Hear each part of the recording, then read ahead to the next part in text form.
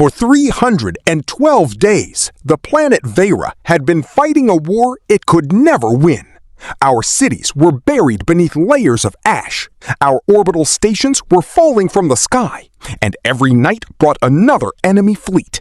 We had called every ally we had. Nobody answered. The enemy, the Kharvax, had already destroyed 6 civilizations that resisted them. We were next. Inside the underground command center, General Arvin stood before a dying communication screen and listened to the final distress signal repeat again and again. This is Veyra. We are surrounded. Our defenses are gone. If anyone can hear us, please respond. The room went silent. Then the signal suddenly changed. A strange transmission appeared from deep space. 3 words echoed through the speakers. We heard you. Nobody in the command center moved. The transmission had no recognizable military code, no diplomatic identification, and no language database could translate the source. Arvin ordered the technicians to trace it. The signal was coming from beyond the outer asteroid belt, exactly where the Kharvax fleet had established its blockade. That should have been impossible. Nothing could cross that region without being detected. Then the sensors began screaming. Hundreds of objects appeared on the tactical display. The room filled with nervous voices until the technician whispered, "They're ships." Arvin stared at the screen. "Kharvax?" The technician shook his head. "No, General, they're not Kharvax." A massive vessel emerged from hyperspace, followed by dozens of smaller ships. On its side was a symbol none of us recognized, a simple blue circle containing a white star. Then another message arrived. "Veyra, stay underground. Your allies have arrived." The first human ship descended through the clouds like a piece of the night sky itself. We had heard stories about humans, but most of them sounded like myths. They were supposed to be a young species from a distant corner of the galaxy. Their technology wasn't considered the most advanced. Their population was relatively small. Their empire was almost non-existent. The Kharvax had dismissed them as insignificant. But as the human fleet entered Veyran space, something unexpected happened. They didn't fire. They didn't demand surrender. Instead, they transmitted coordinates to every surviving Veyran settlement. "We are establishing evacuation corridors," the message said. "Civilian ships should follow the marked routes." Arvin looked confused. Why would they risk themselves for us? Nobody answered. Then the human commander spoke directly to our planet. "Because you asked for help." The Kharvax responded within minutes. Their fleet turned toward the humans, expecting an easy victory. They had destroyed larger civilizations and more advanced militaries. Their flagship opened fire first. Thousands of energy weapons crossed the darkness. The human fleet scattered. For several terrifying seconds, it looked like they were retreating. The Kharvax commanders laughed. Then the human ships turned around. Instead of attacking the enemy head-on, they split into dozens of groups, moving through the battlefield in patterns our computers could barely follow. They weren't stronger than the Kharvax. They were simply unpredictable. One human ship sacrificed its shields to protect a Veyran evacuation vessel. Another deliberately flew into the path of a missile, destroying it before it reached the civilians. By the time the battle ended, the Kharvax had lost 30 ships. The humans had lost 3. After the battle, Arvin finally demanded an explanation. The human commander appeared on the communication screen. His name was Captain Elias Ward. He looked exhausted, but his voice remained calm. "You need to understand something," he said. "We didn't come because we think we're stronger than the Kharvax." Arvin frowned. "Then why?" Elias paused. "Because years ago, when humanity was struggling to survive, Veyran explorers found one of our lost colonies." Arvin remembered the old records. The Eris colony? Elias nodded. Your people supplied them with food, repaired their engines, and protected them from raiders. You didn't ask for payment. The room became silent. Elias continued. Our species remembers favors, especially the ones nobody else remembers. Arvin looked toward the burning city above them. For the first time in months, he felt something he thought had disappeared forever. Hope. The humans didn't promise an easy victory. In fact, Captain Ward told us the opposite. We can't destroy the Kharvax fleet directly, he explained. They're too numerous. Instead, the humans proposed something that sounded insane. They wanted to evacuate every surviving Veyran while forcing the enemy to chase them toward the planet's largest moon. The moon contained an unstable magnetic field that could interfere with Kharvax targeting systems. If the humans could lure enough enemy ships inside the field, Veyran pilots would attack from the surface while human ships struck from outside. It was dangerous. One mistake could destroy the entire evacuation fleet. Arvin asked the obvious question. What happens if this fails? Captain Ward looked directly into the camera. Then we stay and fight with you. Nobody in the room expected that answer. For the next 6 hours, Veyra became a planet of movement. Millions of civilians entered underground transport tunnels and boarded evacuation ships. Children were carried through smoke-filled corridors. Elderly citizens were lifted into military transports. Families left homes they had lived in for generations without knowing whether they would ever return. Above them, the human fleet fought constantly. Every minute bought another group of civilians time to escape. A human pilot named Mara Chen became famous among our people that day. She flew between the enemy fleet and an evacuation convoy, drawing enemy fire toward herself. Her ship was hit again and again. Arvin ordered her to retreat. She simply replied, "Not until they're clear." When the final civilian ship reached safety, Mara's damaged fighter disappeared into the clouds. For 20 minutes, nobody knew whether she had survived. Mara eventually returned, barely. Her fighter crashed outside the command center, and rescue teams found her climbing from the wreckage with a broken helmet and blood on her face. Arvin personally met her. "You almost died." Mara smiled. "Almost doesn't count." Arvin couldn't understand the humans. Their soldiers seemed to treat survival as important, but never more important than the people beside them. That night, thousands of Veyrans watched the human ships being repaired. Our engineers discovered something strange. Human technology was not as sophisticated as Kharvax technology. Their engines were older. Their armor was heavier. Their weapons were less efficient. Yet the humans kept winning small battles. They adapted faster than the enemy could predict. They repaired damaged ships with whatever materials were available. They didn't fight like machines. They fought like people who had something to lose. The Kharvax finally understood that humanity was different. Their supreme commander, Varek, contacted Captain Ward personally. His face appeared across every surviving communication system. "Human," Varek said, "you have made a mistake." Ward leaned back in his chair. "Probably." Varek continued, "Your fleet is surrounded. Your numbers are insignificant. Leave this planet and your species will survive." Ward looked at the battlefield behind him. "No." Varek seemed surprised. "You would sacrifice thousands for a species that isn't yours?" Ward answered, "That's exactly what makes it ours." Varek terminated the transmission.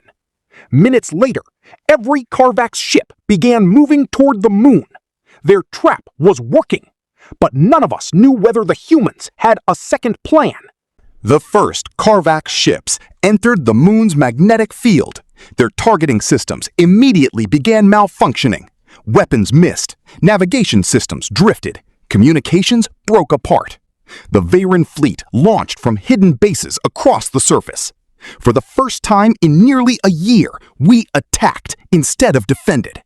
Human ships struck the Kharvax from above, while Veyran fighters attacked from below. The battlefield became chaos. But the Kharvax had thousands of ships. We had hundreds. Slowly, their numbers began overwhelming us. Arvin watched the tactical display as one human squadron after another disappeared. "Tell Ward to withdraw," he ordered. The response came almost immediately. "Captain says no." Arvin slammed his fist against the console. "Why?" The operator hesitated. "He says we're not finished yet."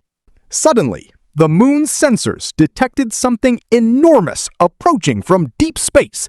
Everyone assumed it was another Kharvax fleet. Instead, the screen filled with human ships. Not dozens, not hundreds, thousands. Arvin stared in disbelief. Where did they come from?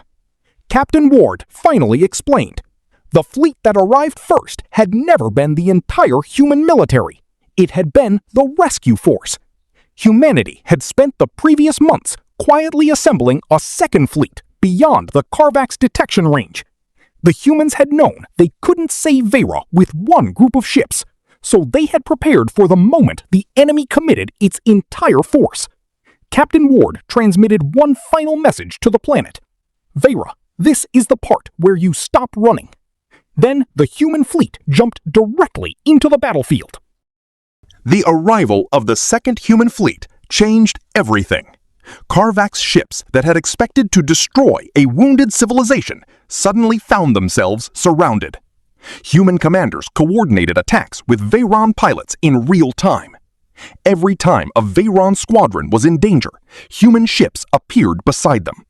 Every time a human vessel lost shields, Veyran fighters protected its retreat. For the first time, our two species were fighting as one force. The Kharvax tried to retreat, but their fleet had already entered the magnetic field.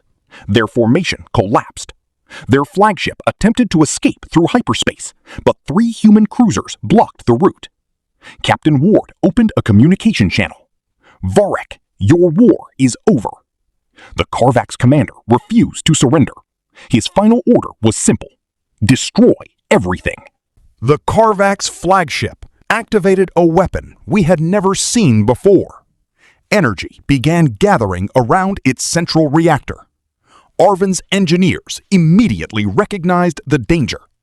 If that weapon fires, it could destroy the moon. Millions of civilians were still inside evacuation shelters beneath the surface. Captain Ward ordered every ship to target the flagship. Nothing worked. Its defenses were too strong. Then Mara Chen appeared on the tactical channel. "Captain, I have an idea." Ward immediately rejected it. "No." Mara laughed. "You haven't even heard it." She wanted to fly directly into the flagship's engine structure and manually disable its reactor. Ward knew what that meant. "Mara, that's a one-way trip." She answered quietly. "Then make sure everyone remembers why I went." Before anyone could stop her, her fighter accelerated toward the enemy flagship. Mara's fighter disappeared from our sensors as it entered the flagship's defensive field. Kharvax weapons chased her through the darkness. She dodged the first volley, then the second. Her shields failed. Her engines began overheating. Still, she continued. Inside the command center, thousands of Veyrans watched her tiny ship move toward the enormous enemy vessel. At the last moment, Mara released her weapons and launched an experimental human device into the flagship's reactor vents. The device exploded inside the ship. The Kharvax weapon shut down. Their flagship lost power. Mara's fighter vanished in the explosion. For several seconds, there was complete silence. Then a weak signal appeared. Guys?" Mara's voice crackled through the speakers. "I think I need a ride home." The entire command center erupted in cheers. With their flagship disabled and most of their fleet destroyed, the Kharvax finally surrendered. Thousands of enemy soldiers were taken prisoner. The war that had seemed impossible to survive ended in a single day. But Captain Ward refused to celebrate immediately. He ordered medical teams to treat wounded Kharvax soldiers alongside Veyran and human casualties. Arvin asked him why. Ward answered, "Because if we become what we hate, then they already won." That sentence spread throughout Veyra. Our people had spent months believing the enemy was nothing more than monsters. But now we saw soldiers who had families, fears, and regrets. Some Kharvax prisoners admitted they had never been told the truth about Veyra. They had been ordered to conquer us because their leaders told them we were dangerous. The war had been built on fear. Victory did not erase what happened. Entire cities were gone. Millions of Veyrans had lost their homes. Thousands of human soldiers never returned. Memorials were built across the planet, and humans stood beside us during every ceremony. Arvin personally visited the human fleet before it prepared to leave. He asked Captain Ward to stay. "Veyra needs you." Ward shook his head. "Veyra needs itself." Arvin looked confused. Ward pointed toward the rebuilding cities. "You survived before we arrived. We'll help you rebuild, but the future belongs to your people." That was when Arvin finally understood. Humanity had not come to conquer us. They had not come to gain territory. They had come because someone had once helped them, and they believed that kindness created a debt worth repaying. Before leaving, Captain Ward sent one final message across the galaxy. It wasn't a threat to the Kharvax or a declaration of human power. It was a simple statement. If you are listening, understand this. Humanity does not need to be the strongest species in the galaxy. We only need to remember who stood beside us when we were weak. The message traveled through thousands of communication networks. Other civilizations heard it. Some ignored it. Others began contacting Earth. Within weeks, species that had never spoken to humanity started offering trade agreements, military cooperation, and scientific partnerships. The galaxy had witnessed something unexpected. Humanity had entered a war it could have avoided, not because it wanted power, but because someone needed help. 1 year later, Veyra looked different. The ruins were still visible, but new buildings stood beside them. Children played in streets that had once been battle zones. Human engineers worked with Veyran scientists to restore our energy grids. Human farmers taught us new agricultural methods. Veyran doctors shared medical technology with human hospitals. The alliance became more than a military agreement. It became a friendship. On the anniversary of the battle, Arvin stood before thousands of people and remembered the day we had lost hope. "We believed nobody was coming," he said. "We were wrong." Behind him stood Captain Ward and Mara Chen. Arvin continued. "Our allies did not arrive because we deserved saving. They arrived because we were their friends." The crowd remained silent for a moment.